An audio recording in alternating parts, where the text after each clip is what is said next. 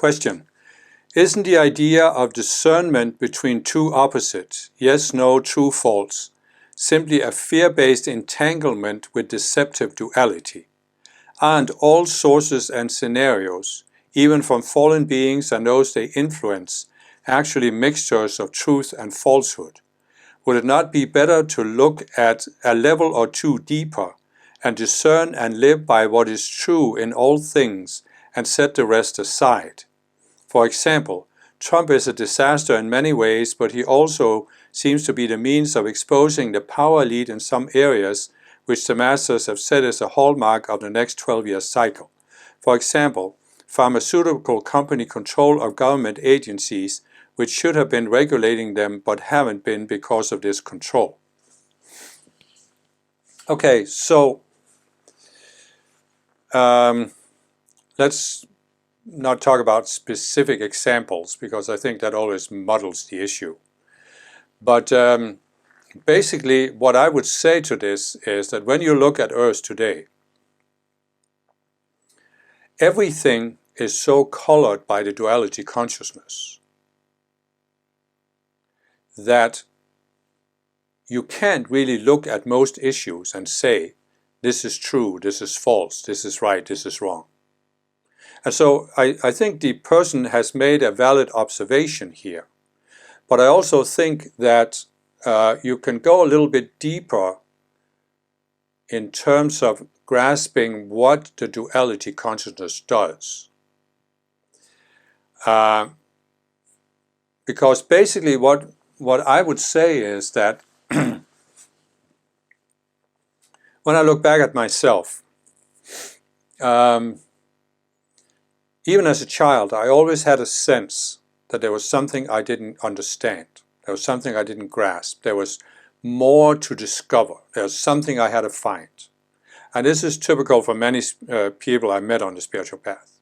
It's probably, for most people, what starts us on the spiritual path, what causes us to find it. We sense there's something. And in the beginning, even after I found the spiritual path, I still thought that it's a matter of telling the difference between what's true and false, right and wrong. And this actually got reinforced when I first found Ascended Master teachings in the 1980s, because they were talking about Christ discernment and personal Christhood and Christ consciousness. And in the Summit Lighthouse, which is where I first found Ascended Master teachings, this, for most people, meant that you were meant to develop Christ discernment, and then you would see clearly what was right and wrong. You could look at any issue, any situation in society, and you could determine, oh, this is right, this is wrong. And I thought the same for several years. But then it was not until I think in the early 2000s that the masters, through me, started talking about the duality consciousness. And that started a whole process for me where I started understanding gradually what the duality consciousness does, how it works. And it took me a while to realize that what the duality consciousness actually does is, one of the aspects of it is this black and white thinking that actually seeks to define everything in such a way that this is clearly right, this is clearly wrong. There's black and there's white and nothing in between, no nuances. So every issue can be reduced to a for or against, for example. And this is absolutely right and this is absolutely wrong. I won't again mention specific issues, but it basically applies to any issue in society. So this is what the duality consciousness does. And this was quite an adjustment for me because, as I said, I had the idea that Christ's discernment showed you what was right and what was wrong in any issue. And this ties in with the ego's desire for security. So here you are, you're first of all dealing with an insecure world that makes you feel insecure. But then you find the spiritual path, and now you learn that there are these advanced ascended masters that have a higher level of consciousness than we have. They have Christhood, and we don't have it yet. And there are tests on the spiritual path, and your ego, so you always want to do the right thing and not do the wrong thing. So you're thinking that the way to do the right thing is to develop Christ discernment, so you always know clearly what is right and wrong. Right? So you really want there to be this black and white way of looking at everything, so you always know whether you're doing the right thing and passing your tests on the spiritual path. And this means that as an Ascended Master student in the early years, I had this idea that this is what Christhood means, and this gave me a sense of security, that if I just took these black and white viewpoints, this is right, this is wrong, then I was okay, and I was making maximum growth. So when the Masters started teaching about the duality consciousness, and I started grasping what it means, I had to reevaluate that. And I had to basically be willing to challenge my sense of security and say, oh, I've actually been building a false sense of security based on this black and white thinking. And so this means that I had to reevaluate what is Christ's discernment, right? And the person is saying here that isn't the idea of discernment between two opposites simply a fear-based entanglement with deceptive duality? And yes, it very well can be, and for many people it is, because you don't understand how deceptive duality is. But you are afraid of doing something wrong. So therefore, you actually want to have this clear discernment between right and wrong. Because if you always choose what is right, then you must be right, in an ultimate sense. So you could basically say that when you first start hearing about personal Christhood, you're thinking that if I always choose the right thing in any outer issue, then I have Christhood. But that's not the case at all. That's what I eventually had to come to realize. And then the person says, aren't all sources and scenarios, even from falling beings and those they influence, actually mixtures of truth and falsehood? Well, you can say that, but really when you start understanding duality, you realize that these can so easily be interpreted dualistically, truth and falsehood. Because really what duality wants to do, and I talk about this in one of my ego talks, ego dramas, no, ego games, I think, black and white thinking. And the ego wants to, define everything in black and white terms. So this is right, this is wrong. And this is actually what creates all of the conflict in the world. There is an opposite to black and white thinking, which is gray thinking, which says, oh, we can't discern. So, you basically you come to a stage where you start to see duality, and you start to see the falsehoods of the black and white thinking. But then it's very easy to go into gray thinking, where you easily could begin to think that, oh, everything is a mixture of truth and falsehood. But it's not really a mixture of truth and falsehoods, because everything defined in duality is a falsehood. This is very, very subtle to grasp. It took me a long time to grasp this. But everything is a falsehood. So that means that even what duality defines as true is not true, it's false. And that's why when you look at many of these issues in the world, many debates in the world, you can say they contain elements of truth and falsehood in the sense that some things are more valid than others. But what you really can do is, the person is talking about, would it not be better to look a level or two deeper and discern and live by what is true in all things and set the rest aside. Well, but how do you determine what's true in all things? That's what I'm saying. The duality consciousness will define this based on duality. So if we were to take a different measure here, we could say the duality consciousness defines a view of what the world should be like, how it would like the world to work. Let me just give you an example of this. In the 1800s, physicists, based on the laws of Newton, Isaac Newton, had developed this mechanistic worldview, that the world was like a big machine, a clockwork. It was a mechanical universe where everything was predestined.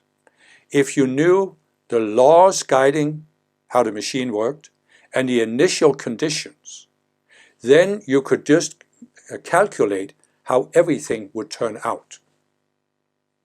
This was one example of how the duality consciousness, based on this fear-based entanglement with duality, wants to define how the universe should work so that it can feel it's in control. And it, of course, was overturned by quantum physics, which proves that the universe isn't deterministic, which you can look at life and see that the universe obviously isn't deterministic. But anyway, so what I'm saying is that what some scientists have done, they have said, science is actually a process for discovering how the world does work, not how we would like it to work. And that's how they're using the scientific method. There are still scientists who are trying to define how the world should work. They are called scientific materialists. They want to define that the world is entirely material, and there's nothing beyond the material. So what I'm saying is that if you were to take a better approach, not be better to look at level or two deeper, well, that would be then what works. If we look at the economy, for example, you can take what I call the ideological mindset, and you can then define an economic theory called Marxism that says this is how the economy should work. And that was the basis for the Soviet Union, which basically collapsed because the economy doesn't work the way it's defined by Marxism. But then you have an opposite dualistic polarity to Marxism called capitalism, which defines that the economy works in a different way that allows these few specially gifted people to become very, very rich, and the majority will be poor. And what is also beginning to become obvious to those who see it, many economists are beginning to see it, that the elitist society we have today with such great inequality also doesn't work. In fact, we can see that the feudal societies of Europe didn't work because of the concentration of wealth.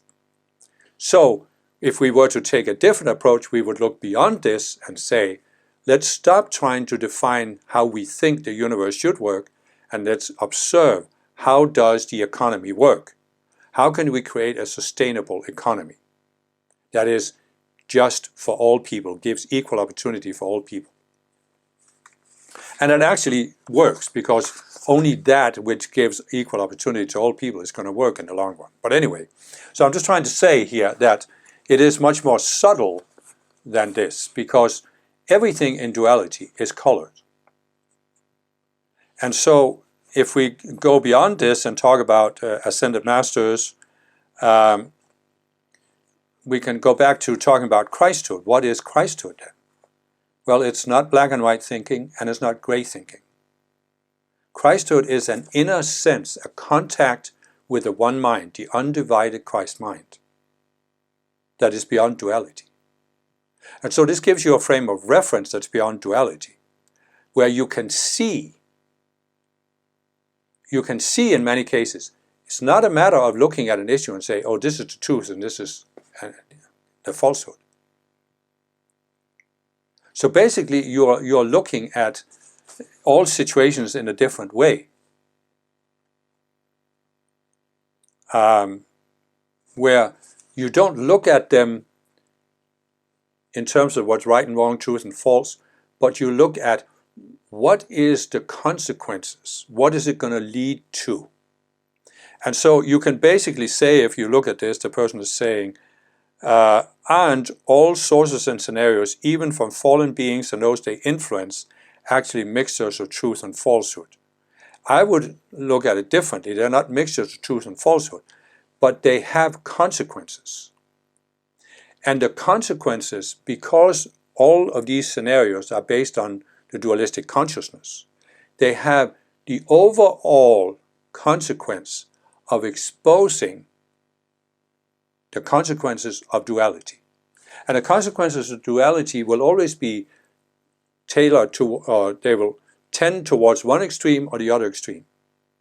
So you can say that whatever the fallen beings are doing, they will go towards one extreme and it will expose the shortcomings of that extreme.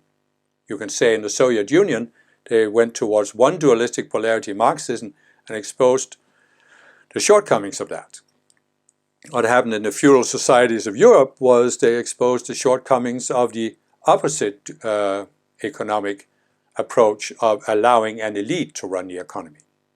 So you can therefore look at anything. The person mentions Trump exposing the power elite in some areas, including pharmaceutical companies. Well, this is what I'm saying. Instead of thinking right and wrong, you are thinking, in the long run, right? What the Ascended Masters are working towards with the Golden Age and with the next 12-year cycle is freeing humanity from the influence of the power elite, of the fallen beings and those who are not necessarily fallen beings but still in that elitist mindset. So this is one interim goal towards the Golden Age, is to increase awareness of the Golden Age. And therefore you can say, anytime you have a person or a politician or a business person who is acting out in an extreme way, yes, it's helping that goal of exposing the power elite and the shortcomings. And so you can look at it that way, and therefore you can say, you don't need to evaluate what Trump is doing. Is it right or wrong, true or false? You don't have to have a black and white, you're either supporting Trump or you're against him. You can look at what are the consequences. And not only what are the short-term consequences in terms of does this actually work, does it actually, for example, lower prices as he promised to do, will tariffs make America richer, Americans richer, or will it only make a small elite richer? And so you can look at these short-term consequences, but you can also look at the long-term consequences of helping to free humanity from the influence of the power elite by having more and more people see that the power elite are always going to act on their own self-interest and not on the interest of the people. So this is a different way of evaluating, where you're tuning into the one mind and saying, what is the real goal? Well, what have the Ascended Masters said over and over again? Saint Germain, I remember back to the Summit Lighthouse, where there was also talk about Saint Germain's Golden Age. And even in the I Am movement back to the 1930s, there was many people that thought, oh, this is going to be this fantastic society with these great cities. There's going to be golden buildings, gold in the streets, and everything is going to be so affluent. But as Saint Germain has said over and over again, it's not about the outer results. The goal is the raising of consciousness. And when you tune into the Christ mind, you realize that it's not a matter of defining, this is right, so this is what people should believe in, this is wrong, this is what they should avoid. It's a matter of raising consciousness, so people become more able to tune into the one mind. And therefore, gradually there grows this sense of connectedness, unity, and oneness among people. You have this united we stand, divided we fall. You have this divide and conquer. The fallen beings have always used divide and conquer. They want to divide people up into many different groups that are fighting against each other. This is what you see as one of the really clear dualistic consequences of Trump. He has created this division between those who support him, and they support him wholeheartedly, uncritically, follow him blindly, and then those who are against him.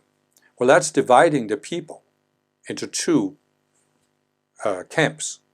And that is not the Christ mind. So that the Christ mind is what helps people see the greater unity among them, and eventually will help them see why we don't want these kind of politicians that are so polarized and that polarize people even more. And that this is what the power elite always does, because this is what they've done throughout history: divide and conquer. Divide the people up so that we, the elite, can conquer. And of course, the elite isn't unified either, so that's why they always end up, when they get power, they end up splitting into factions and now have power struggles. But that's another matter. So all I'm trying to say here is, yes, you start seeing beyond duality, and you start seeing beyond the black and white. You also start seeing beyond the gray. But then you start seeing deeper perspectives of how it is really all about raising consciousness, and you do that by helping people tune in to the Christ mind. So they see the Christ in themselves, they see the Christ in each other, and therefore they cannot be divided by the fallen beings, by the duality consciousness.